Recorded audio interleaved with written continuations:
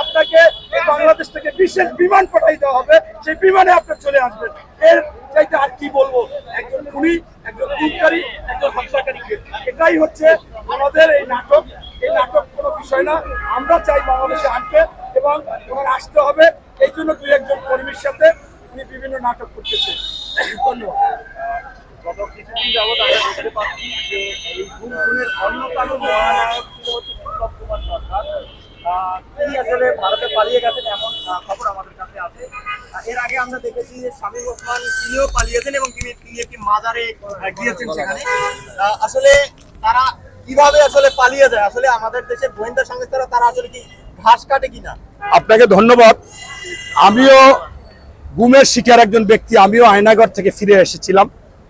আমাকে নিজে বেনজির 29শে ডিসেম্বর 2013 সালে বেগম খালেদা জিয়াকে যে বালু ট্রাক দিয়ে আটকিয়ে রেখেছিলেন, সেই দিন আমাকে গুলি করেছিলেন আমার পায়ে। এখনো আমি হাঁটতে পারি না, এই যে ফুলে যায় মাঝে মাঝে। আজকে এখানে আসি ফুলে গেছে।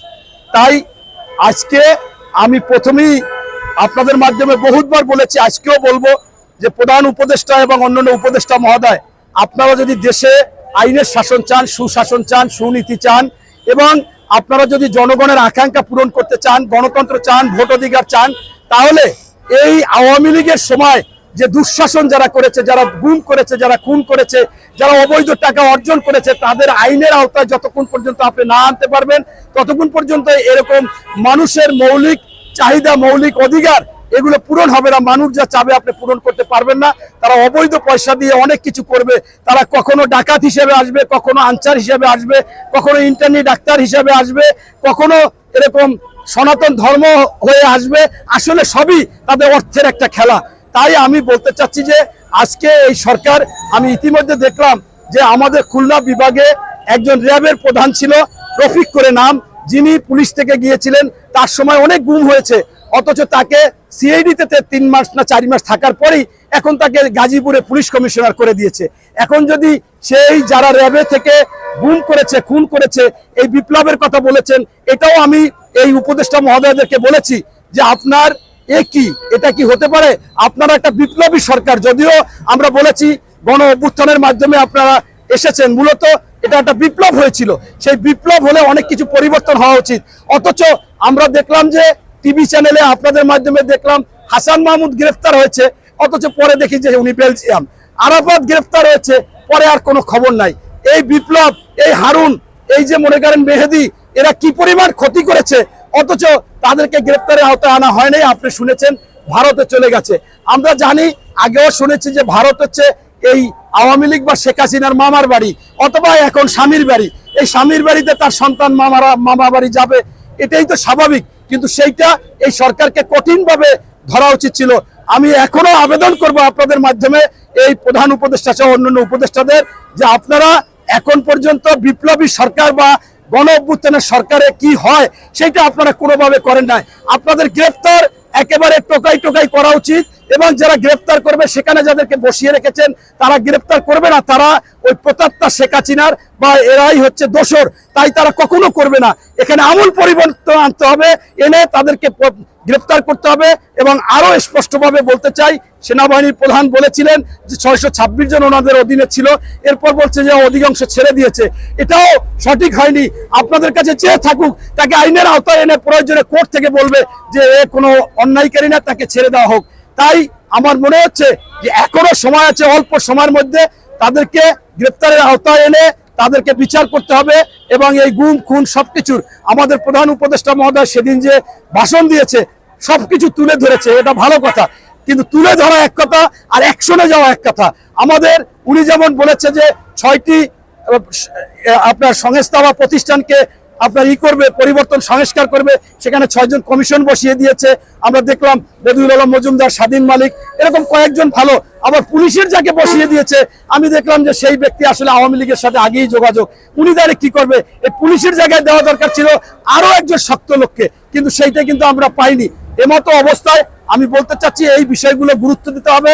এবং উনি যেভাবে বলে দিচ্ছে যে 3 মাসের মধ্যে প্রত্যেকটা সংস্কার করতে হবে, ঠিক এরকম আমাদের 1 মাসের মধ্যে সকলকে গ্রেফতার, বা 15 দিনের মধ্যে বা 7 দিনের মধ্যে গ্রেফতার করলে এই গুমকারী, এই খুনকারী, এই হত্যাকারী এরা পালিয়ে যেতে পারবে না, এবং তাদেরকে এখনো ধরা সম্ভব। ধন্যবাদ।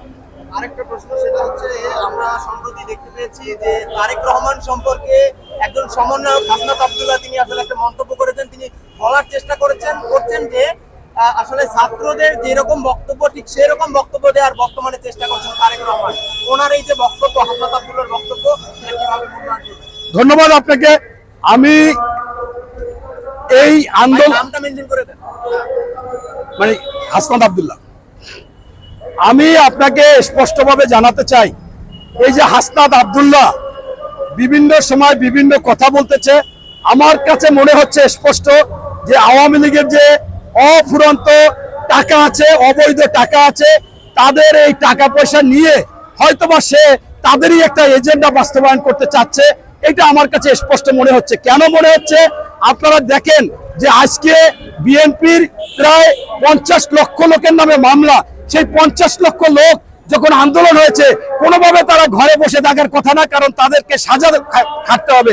যেমন আমার নামে 13টা মামলা, আমার সাজা হবে। আমি আমার সন্তানের সাথে আমিও নেমে গেছি, আমার মাথায় পতাকা পেঁচিয়ে আমার পাকা চুল দেখানো দরকার নাই, মাঝখানে থাকি। এরকম সারা বাংলাদেশের এই যে সরাসরি 50 লক্ষ বিএনপির যারা মামলা ছিল, তারা কিন্তু এই আন্দোলনে ছিল, তাদের সন্তানদেরকে নামিয়ে দিয়েছে। আমার সন্তান কেবল কলেজে ভর্তি হয়েছে এই বছর, আপনার 16 জুলাই, সেই দিন থেকে আন্দোলনে নামিয়ে দিয়েছি। এই যে আমরা বাঁচার জন্য, দেশকে রক্ষা করার জন্য সবকিছু মিলিয়ে এই আন্দোলনে ছিলাম, অথচ এই হাসনাত আব্দুল্লাহ বলেন বা অন্যরা কতটুকু ক্ষতিগ্রস্ত হয়েছে। এবং ইতিমধ্যে আপনারা জানেন যে বিএনপি মহাসচিব বলেছে 298 জন হত্যা হয়েছে বিএনপি এবং ছাত্রদল পরিবারের। এবং এছাড়া যারা আহত আছে, আমি পঙ্গু হাসপাতালে গিয়েছিলাম, সেখানে মহাসচিব গিয়েছিল, 101 জন রুগী দেখেছি, তার মধ্যে 90 জন ছাত্রদলের। তাই আজকে আন্দোলন সেই 16 বছর পর্যন্ত বিএনপি করে যাচ্ছে। বিএনপি গুম হয়েছে, আপনার কয়জন গুম হয়েছে? আপনার পরিবারের কয়জন গুম হয়েছে? হাসনাত, আপনার এই যে আমরা খুন হয়েছি, আমরা এই যে মামলা কেটেছি, জেল কেটেছি, আন্দোলনে পঙ্গু হয়েছি, আপনার কয়জন হয়েছে? তাই আমি স্পষ্টভাবে বলতে চাই, তুমি আমাদের সন্তানের মতো। কখনো সন্তান যদি যেভাবে কথা বলবে, অভিভাবকরা কষ্ট পাবে, এই ধরনের কথা আশা করি না। তোমাদেরও ওখানে আন্দোলন করেছো, তবে আমি স্পষ্টভাবে আগেও বলেছি, এখনো বলি, যে 2 জন উপদেষ্টা আজকে আছে ছাত্রদের থেকে, একজন হচ্ছে নাহিদ আর একজন আসিফ। এই 2 জন না থাকলে তোমরা বাবারা বিক্রি হয়ে যাইতা, তোমরা বাবারা আন্দোলন ছেড়ে দিয়েছিলা। আমি দেখেছি 19 জুলাই থেকে তোমরা একেবারে নীরব হয়ে গিয়েছিলা। তোমরা প্রতিষ্ঠা করতে চেয়েছিলা, তোমরা ছাত্রলীগের সাথে ছিলা, আওয়ামী লীগের সাথে ছিলা। পরবর্তীতে যখন এটা গতিশীল হয়ে যায় আগস্টের 1 তারিখ থেকে, তারপর তোমরা আবার ভালোভাবে নেমেছো। কিন্তু এই 2 জন উপদেষ্টা, তারা কোনো অর্থের প্রতি তাদের মোহ ছিল না, তারা আন্দোলন করে গেছে। তারা বলেছে যে যে কোনো ভাবে শেখ হাসিনার পতন করতে হবে, এবং এই পতনের ব্যাপারটাও কিন্তু বিরোধী দলের এক দফা ছিল, সেটা আপনাদের সাথে মার্চ করছে। ধন্যবাদ, আল্লাহ হাফেজ।